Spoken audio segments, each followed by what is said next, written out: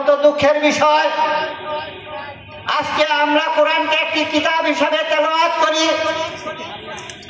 আমরা অনেক সময় তা মুখস্থ করি, তা দিয়ে নামাজ পড়ি, জিকির আজকার করি, দোয়া কালাম করি প্রিয় ভাইরা।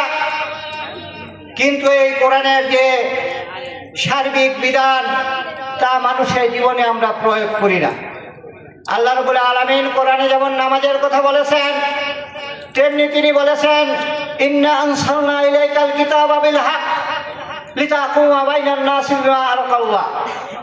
হে রাসূল, আপনার উপরে আমি এই কিতাবখানা সত্য সহকারে নাজিল করেছি। কেন? যাতে আপনি মানুষের মধ্যে ন্যায় ইনসাফ প্রতিষ্ঠা করতে পারেন।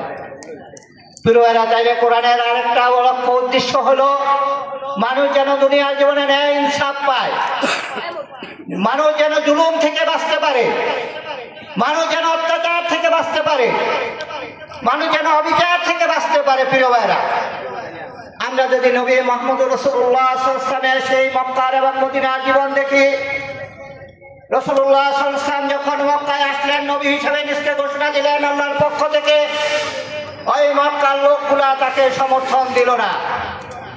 অল্প কিছু লোক আল্লাহ রাসূলের সাথী হলেন, তাদের উপরে জুলুম নির্যাতন